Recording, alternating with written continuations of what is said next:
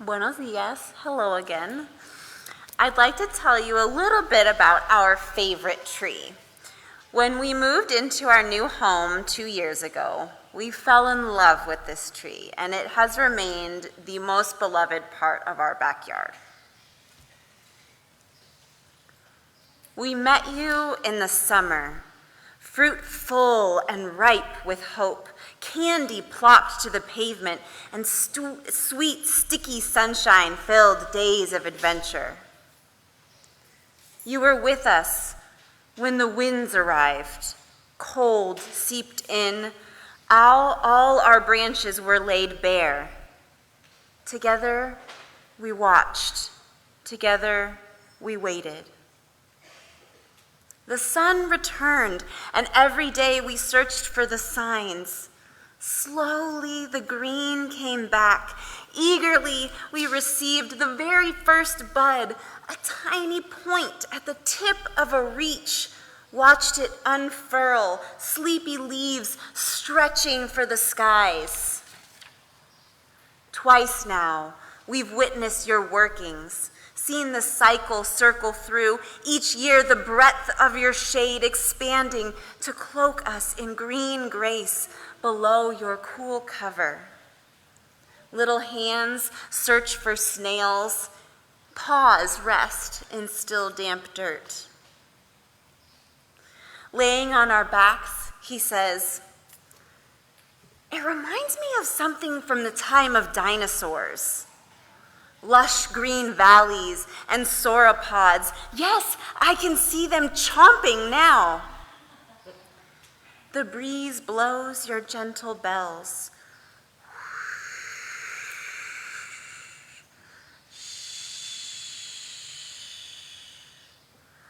Our lives, our breath connected. Thank you for the air, sweet giant. Thank you for the space. May we return beneath your glory each year, gleams of sunlight streaming on still faces. Remark at the magic of change, of growth. Inhale your selfless love. Exhale an affirmation. Oh, how I love this gorgeous fig tree."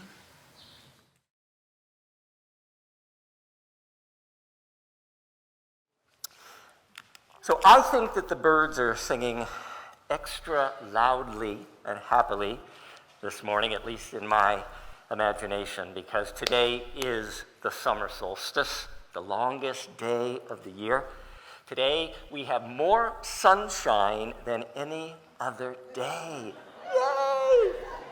Now, if you are loving the sunlight and maybe not so much the heat, type S for sunlight in your chat box on our virtual church campus and just give me a little hooping and hollering here on the Alluvial Ave.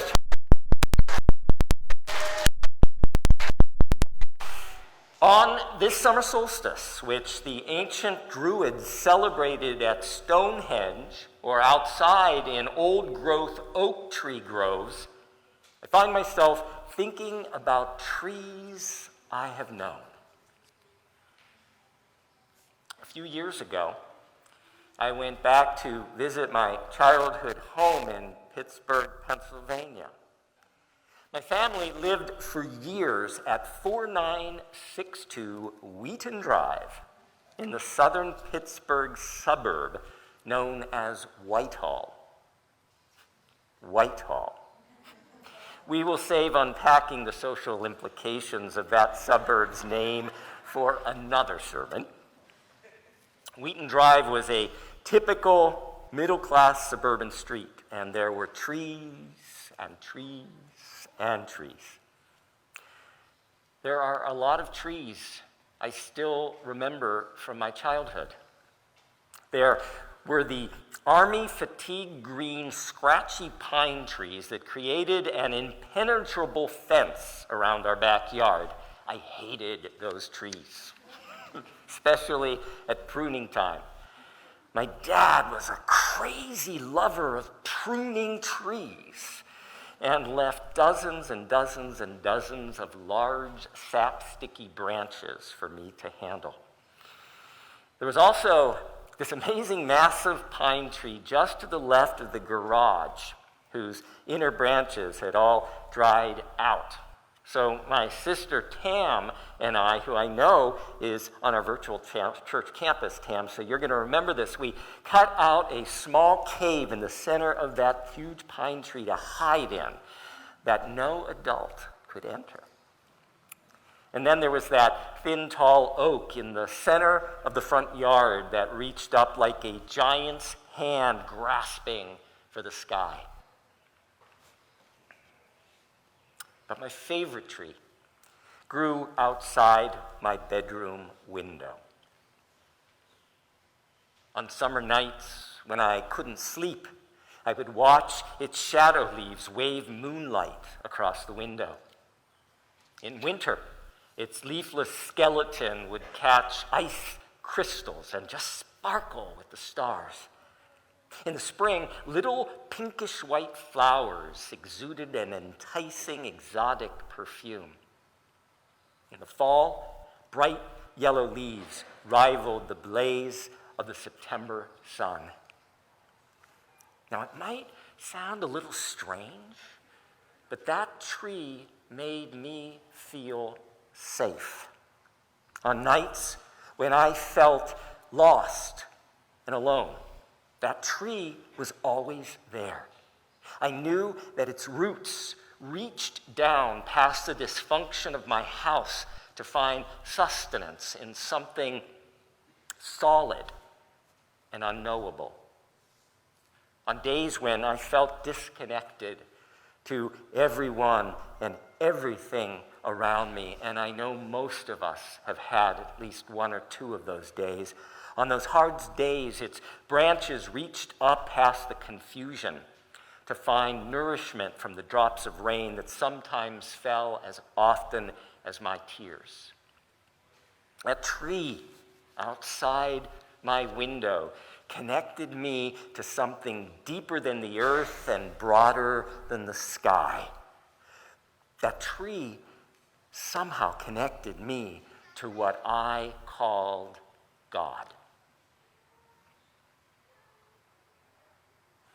I could never have articulated it then, but years later, when I read poet Wendell Berry's words about trees, I knew what he knew as he wrote. I go among trees and sit still. All my stirring becomes quiet around me like circles on water. Then what I am afraid of comes. I live for a while in its sight. What I fear in it leaves it, and the fear of it leaves me. It sings, and I hear its song. If you have ever had an experience like this, type Y for yes in the comment box, or just gently wave your hand in our Alluvial Ave sanctuary. This week in the Wall Street Journal, in an article titled, and I love this title, Why a Tree is the Friend We Need Right Now, writer Elizabeth Bernstein confided, I've got a new buddy. She's a banyan tree. I met her while walking my dog. She has two enormous limbs that reach out like welcoming arms, and there's a small bench next to her. One day, I sat down. I was worried that afternoon about an ill family member, and as I stared at her gnarled trunk, I thought of all that this tree has survived. I watched the light filter through her canopy and listened to squirrel chatter on the branch. And I felt better. Now I visit her often. Sometimes I compliment her. looking good, baby. Sometimes I pat her trunk or share my water. But occasionally, on hard days, I sit down on the ground next to her, put a hand on one of her massive roots, and soak in her strength. We could all use a steady, strong friend right now. Many of us are emotionally rocky, crawling out of the pandemic, gripped by residual anxiety and sadness, stressed about heading back out into the world.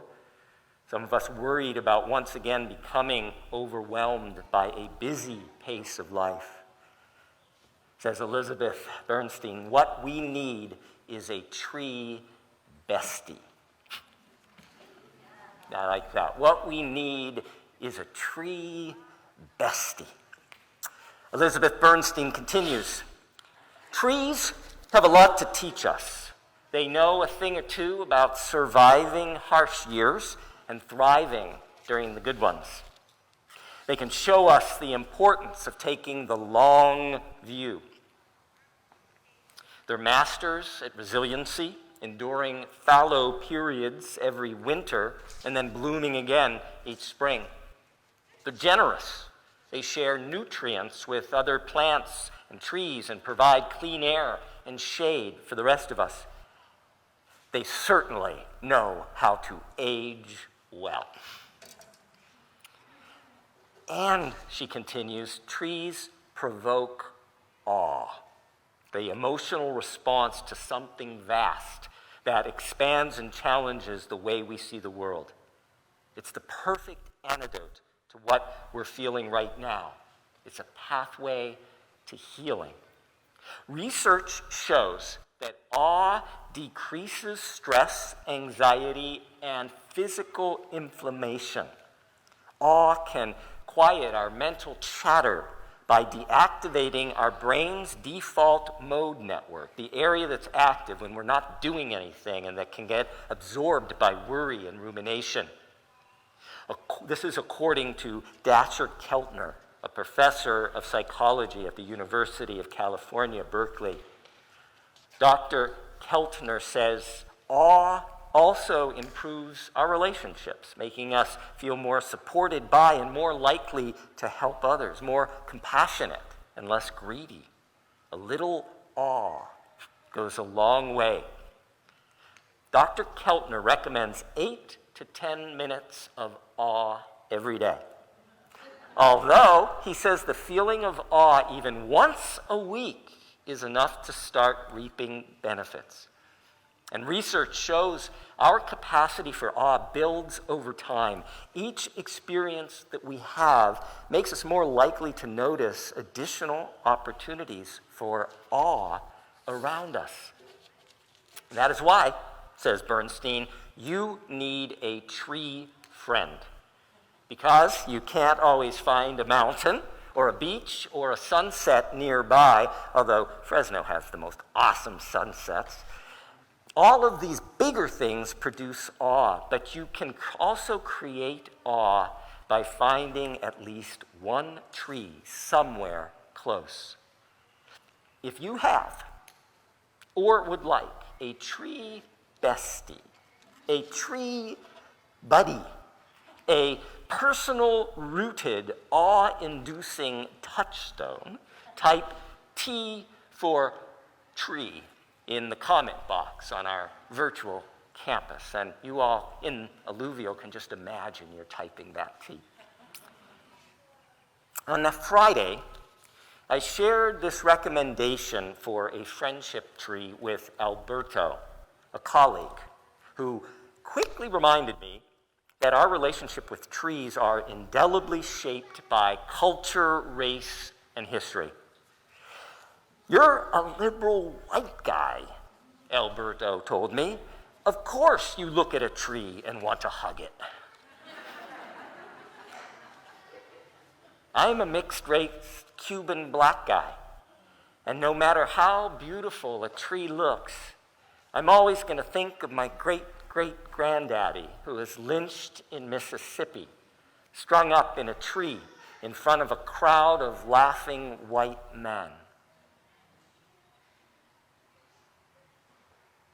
Alberto and I sat silently for a minute.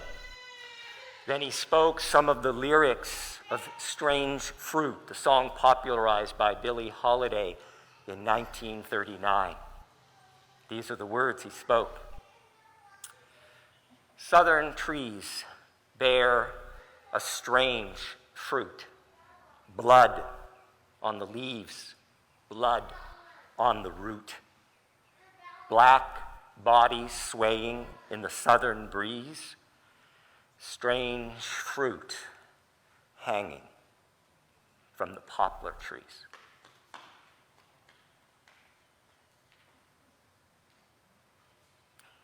I remember other words about another lynching tree, written by Paul Laurence Dunbar. He was born in 1872 to formerly enslaved parents. In The Haunted Oak, Dunbar wrote, "Pray, why are you so bare, O bough of the old oak tree? And why, when I go through the shade you throw, runs a shudder over me? My leaves were green as the best, I trow, and sap ran free in my veins. But I saw in the moonlight, dim and weird, a guiltless victim's pains. I bent me down to hear his sigh. I shook with his gurgling moan, and I trembled sore when they rode away and left him here alone. I feel the rope against my bark and the weight of him in my grain. Feel in the throe of his final woe the touch of his own last pain."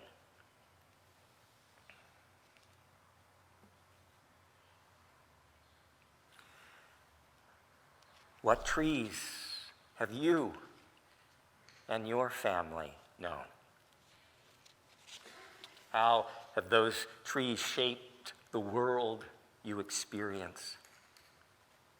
How might that world be different from someone else's?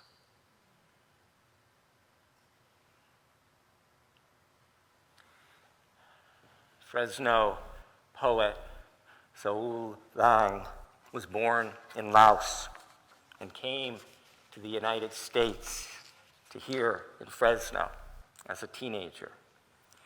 Years later, he wrote about trees he had known as a child.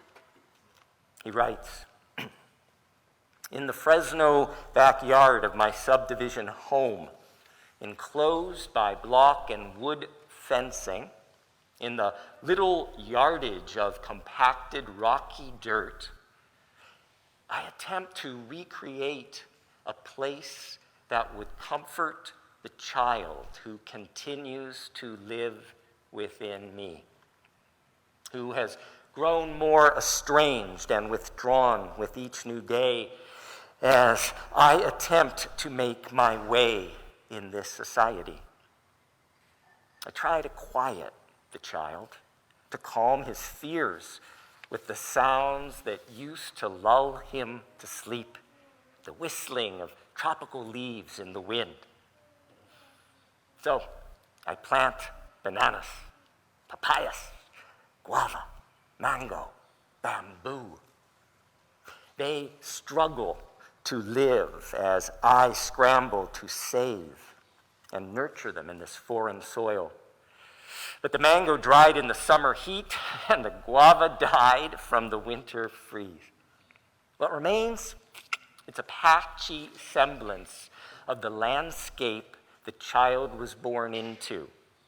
But it has made him more than happy to see some things so comfortingly familiar, to hear the lullaby of tropical leaves played by a worldly wind.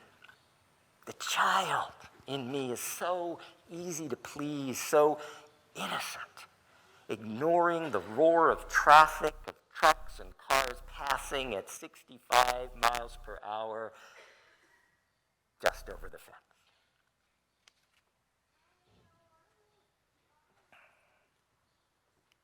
The seventh principle of our Unitarian Universalist faith calls us to respect the interdependent web of all existence of which we are a part. It reminds us that we are connected to every person on this earth planet. It invites us into sacred relationship with every living thing on this, our blue boat home. Unitarian Universalist minister William F. Schultz notes, hundreds of years ago, St. Lawrence asked, "Whom should I adore, the Creator or the creation?" Most Western religions answered back, "Adore the Creator," and supplied an image, Zeus, Jehovah, Christ, to be adored. But our Unitarian Universalism is far different. Whom should we adore? The creation itself, surely. The divine for Unitarian Universalists, whatever it in essence may be, is not confined to a transcendental realm. On the contrary, the holy is made manifest to every one of us in our experience of the world. As Unitarian Universalists, we are of the world and in the world. And this, in turn, is why we love the earth, why we want to save this planet. For us, the holy is not hidden, but is ever present in our natural world. And so, like the ancient Druids who celebrated the summer solstice at Stonehenge or in old-growth oak tree groves, we Unitarian Universalists can find the holy amidst nature, can find the divine amidst nature, even amidst the trees we have known or have yet to meet. In The Pine Forest Calls Me, Indigenous author Linda Hogan of the Chickasaw Nation writes, "I remember one poet taking a branch of pine from the winter forest to his dying sister. It was all she wanted in her last moment. I have never forgotten the snow dripping from that branch to the floor. It is what I want too. Not so much to have a branch taken away, but for myself to be taken to this world, the way some people are so perfectly uplifted from their first roots. When this life of trying is finally over, bring to my bed a small branch, smelling of green forest, the melting, pure water of snow. These mysteries discovered one more time. Que así sea, bendito sea. May it be so. Blessed be.